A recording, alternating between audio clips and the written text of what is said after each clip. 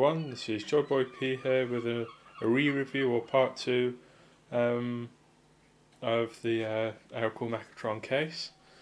In this re-review I wanted to highlight a few things which I've since learnt about the case since I made the review back in, was it late December, early January. I've learnt a fair amount about computers since then, and more specifically about this case, and go over a few of the features which I did actually miss in the last re-review. Just a quick shout out to Rick Cox, I think is how you pronounce it. I did find out what that K-lock was before you put the before you messaged me, well, before you commented, I should say, sorry. And thanks for reminding me to add the annotation. So I researched it about a week or two after I made the video, and I forgot to actually put the annotation on at that point to tell everyone that I found out what it was. So I'll just open it up quick and take the front off it and show the parts that I missed. Another really good thing that AeroCool has done with this case is that you don't need to, if you have an ATX motherboard, which is one of the slightly longer ones. This case supports ATX and micro ATX, I believe it is. Yes, it is. As you see there. This case, you don't need to install standoffs, as the standoffs are already somewhat kind of installed. If you have a micro ATX board, you do need to install 2 standoffs here and here. But you can see the marks where you need for micro ATX and ATX. The middle here is just a metal post, so help keep your motherboard in place while you're screwing it in. So I thought that was a pretty good feature. You don't have to mess around trying to install the standoffs. They're already actually part of the case to begin with. So I thought that was a pretty cool feature. Okay. Right, here we have the 2.5 inch hard drive tray area, and you take out the trays and you undo these 2 screws, which are the same as power supply screws. Let's do that quick, and you can actually turn it into an additional 3.5 inch hard drive tray bay, if you put it that way.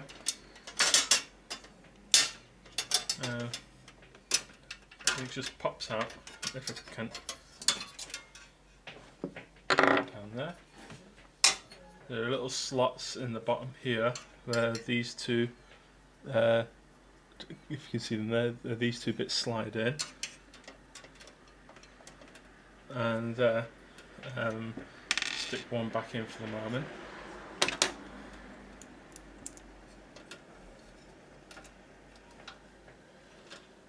Now, when I discovered this, it's only down to me playing with my case, because I got bored one day.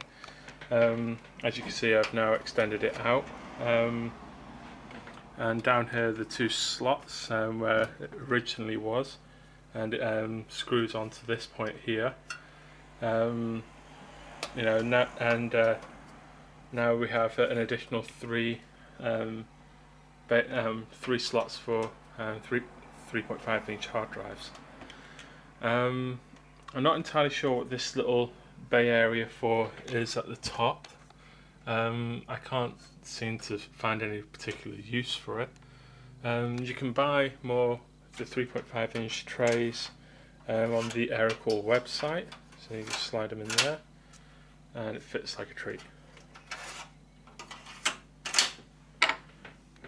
So yeah, it's just, so I can get you back in view there. Just pops out like so. Oops. And it is just a little PSU screw there. Now, as I was saying, this was just down to playing with my case. I noticed the 2 screws and I thought, oh, it looks like this part comes out. And you see, that's how it normally looks. Just holding it in there with my finger, and I noticed the 2 slots in the bottom, I noticed the 2 slots there, I noticed the 2 screws in there, so I thought, oh, that must come out, and I thought the little bay at the front comes out as well. Now it'd be good if that did, because that means you'd have an extra hard drive slot space, and as I said, I can't seem to find a use for that unless you can plug something in that comes into the actual case itself, like a card reader or something, because you can get 3.5-inch card readers, but I don't see the reason why you'd have one on the inside of your case. Which brings me to the front of my case. Just take the front off quick and I'll just continue on from there. There we go. As I mentioned in this previous review of this case, I did notice this bay and this slot here, and upon further inspection I was thinking, what is that for? Because if I align the front of the case back up with it, this vent kind of thing here blocks it off completely. So what's it for? I have no idea what uses it would have. Please leave a comment if you can find a use for it in the comment section below. And there is one more point on the front of the case I want to cover quickly, and I just need to take this fan off to help show you that. Back in a moment. One thing I thought I'd quickly mention, AeroCool do put some like hard rubber feet on the bottom of the computer, which is good for anti-vibration. This computer is going to be sat on my desk over there, and so it'll have better airflow, and so the cables are closer to the screens and everything. Otherwise it's going to be inside a little cupboard in the bottom of there, and it's just going to turn into a hot box, and having all the extra fans aren't going to help. So the extra anti-vibration there is a great feature. It's amazing how something like that can be overlooked on a review or something, or whatever, you know, because you don't want vibrations from your case passing to the desk, or the other way around, helping keeping everything that bit quieter, especially when it's going to be on the desk next to where I'm sat anyway. So I thought I'd just quickly mention that, move back onto this in a minute. Now before I take it completely off, I wanted to re-mention that in my previous video I did say that I wanted to use the AeroCool Silent Master fan to replace the stock fan, as it is slightly better and quieter and all that. But Silent Master fan is meant for as a case fan. Has these like pole parts here, which allows you to mount it against the top of your case like so, or flip it around and mount it the other way up. This fan doesn't have those parts, and if I take it off completely, it's not your ordinary, sorry, try and get that in focus. Yeah, it's not your ordinary case screw. So you can see I just slide it in there and get some light shining through it. You can't really see it here, but yeah, that doesn't stick all the way through, and it just slides in and out. That's gonna just caused me to notice my main problem. Oh shit. And that problem being it's not ordinary fan screws, so they are actually smaller and fit into these little holes here. So that means I'm going to have to buy some new screws from local hardware dealer or whatever, and try and find the right size screws but longer so I can attach this fan. Now why AeroCool has done this is beyond me, because you can't put your ordinary fan screws in it. You can't even use the rubber isolation screws which come with like the shark fan, that come with the shark fans. Now if I look on the other side under here, the light's not quite right for it, but where's it gone? It's over there at the back here, and there is not enough space you to go the other way with the screws. So that leaves you kind of a bit stuffed for trying to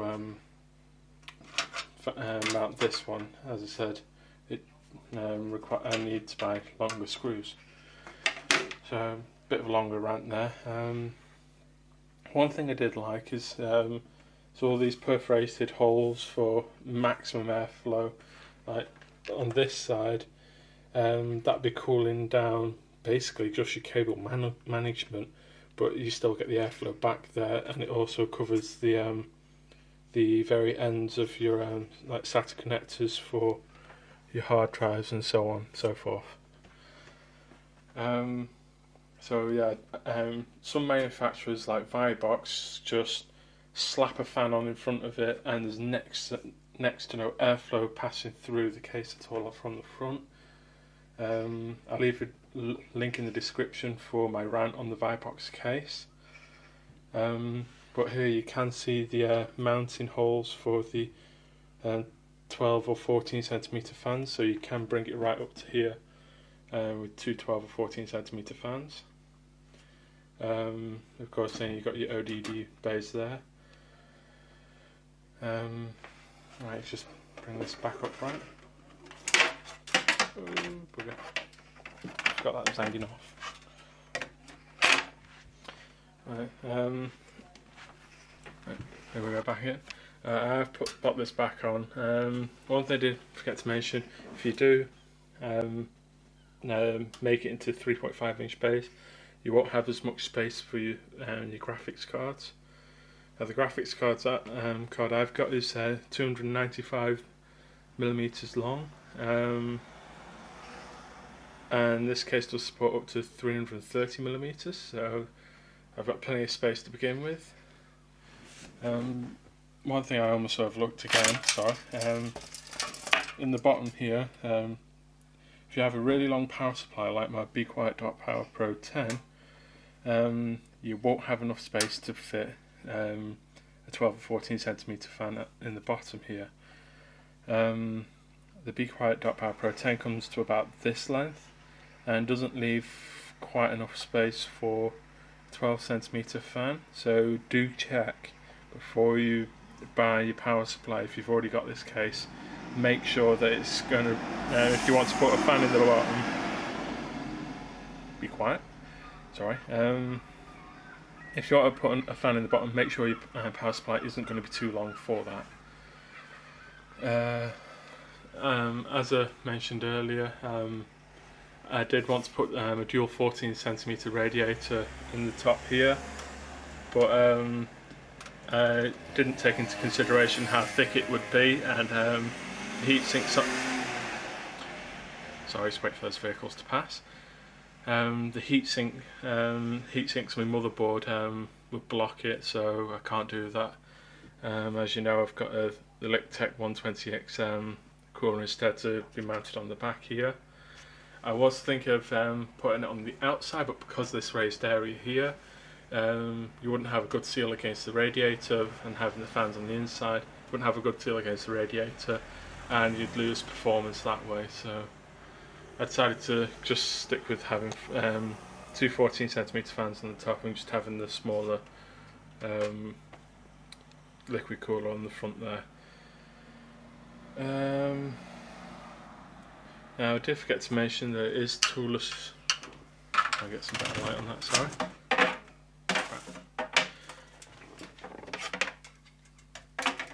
Sorry. So I'll try to get a bit better light on there. Here we do have toolless drive bay installation. You just slide in, it clicks in, and you just pull it to eject. And I think that just about covers it for this video. I hope you found this review